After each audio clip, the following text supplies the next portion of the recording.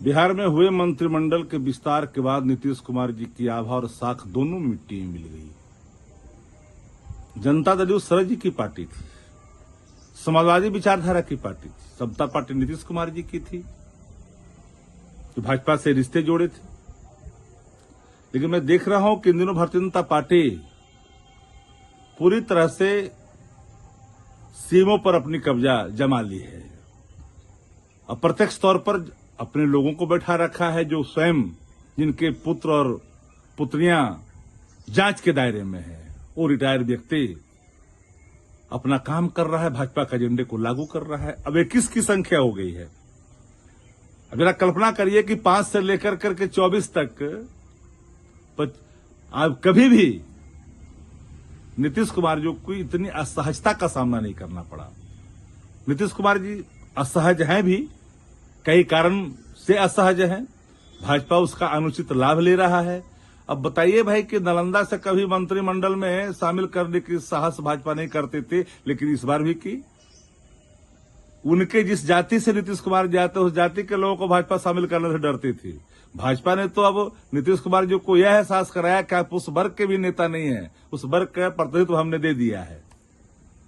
तो बिहार में जो देख रहे हैं भारतीय जनता पार्टी और जदयू का लड़ाई देख रहे हैं, आंतरिक लड़ाई चल रही है। और भाजपा जो है पूरी मुस्तैदी के साथ सिंधे के रास्ते, एकनाथ सिंधे के रास्ते बिहार को ले जाना चाह रही है। अब परिजन भी गुहार लगा रहे हैं कि पिताजी को 25 में मुख्यमंत्री बनेंगे, चुनाव के बाद ये घोषणा करनी चाहिए। लेकिन कौन घोषणा करेगा? हर कोई चुप है। नेतृत्व में चुनाव लड़ेंगे सिंधे की तरह, उसके बाद वही होगा। क्योंकि सबको पता है कि भारतीय जनता पार्टी जदयू में 100-105 की सीटें के बंटवारा होगा। बाकी सीटें तो चिराग पासवान जी और मांझी जी लेके जाएंगे, जो भाजपा के साथ रहेंगे। फिर वही होगा जो सबको ज्ञात है।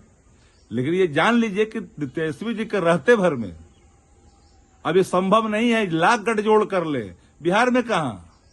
और अब बिहार की आवाम ने एक कमिटमेंट, एक प्रतिज्ञा ले ली है कि नया बिहार, तेजस्वी सरकार, पूर्ण बहुमत अब की बार। तो 225 में तो पूर्ण बहुमत के साथ अब करते रहिए कसरत, कुछ होना नहीं है। हाँ, नीतीश कुमार जी समाप्त होंगे।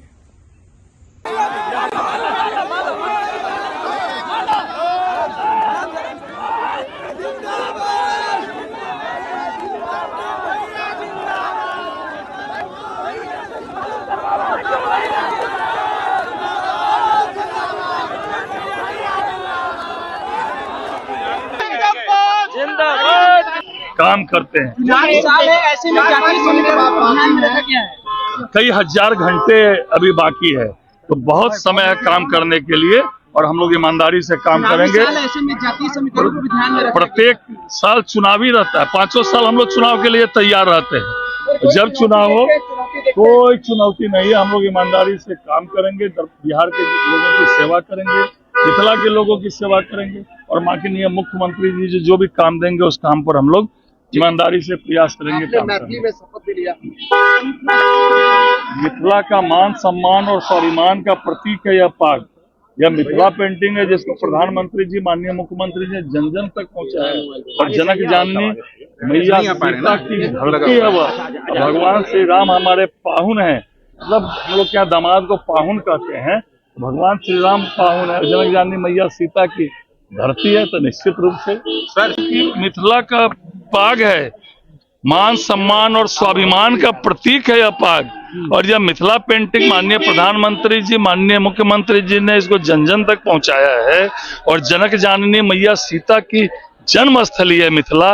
और भगवान श्री राम हमारे पाहुन है। मिथिला में दामाद को पाहुन कहते हैं। तो निश्चित रूप से यह बड़ा दिन, और जो भी काम माननीय मुख्यमंत्री जी, उप मुख्यमंत्री जी मुझे सौंपेंगे, मैं ईमानदारी से उसको निर्वहन करने का प्रयास करूंगा। और मैं माननीय प्रधानमंत्री जी के प्रति, माननीय मुख्यमंत्री जी के प्रति, देश के गृह मंत्री जी के प्रति, राष्ट्रीय अध्यक्ष भाजपा और हमारे दोनों उप मुख्यमंत्री जी, प्रदेश के अध्यक्ष, सभी नेताओं के प्रति आभार और कृतज्ञता ज्ञापित करता हूं कि मुझे इस लायक समझा, मुझे यह काम दिया।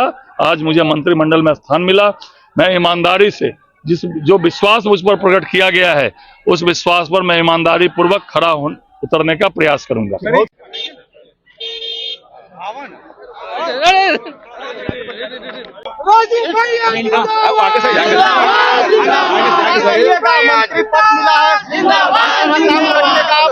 देखिए, जिस तरह की जवाबदेही मिलेगी उस तरह का कार्य करूंगा। निश्चित रूप से वैसा कार्य किया जाएगा जो बिहार के हित में हो, जनहित में हो, अपने क्षेत्र का, और तो पूरा बिहार ही अपना क्षेत्र। देखिए, जो भी समय मिला है, समय कम नहीं होता। जो समय मिला है उस समय में ही काम करके दिखाया जाएगा। लेकिन कहीं ना कहीं नीतीश कुमार के वोट बैंक पर कहीं ना कहीं बीजेपी ने सिंधमारी की है। पूर्वी समाज, पूरी समाज, देखिए, ये सिंधमारी क्या, ये तो कहीं ना कहीं से हर पार्टी के लोग अपने जातीय समीकरण को मिला के चलते ही हैं। अगर बीजेपी चल रही है तो इसमें क्या सिकलती है? 2 दिन बाद विधानसभा सत्र है, विपक्ष को कैसे घेरिएगा? नहीं, विपक्ष को हम थोड़े घेरेंगे, विपक्ष हमको घेरेगी। विपक्ष का हम जवाब देंगे यार। अब विपक्ष को जवाब देने के लिए हम लोग हमेशा तैयार रहे। आज मंत्री के रूप में भी जवाब देने को तैयार रहेंगे। हिंदी बहुत गलत था।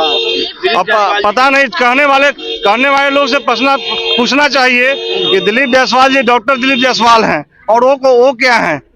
और आरजेडी के कल्चर के लोगों से पूछना चाहिए कि उनका कल्चर ही क्या है। उनके नेता आज तक मैट्रिक पास किए हुए बताते हैं, 9वीं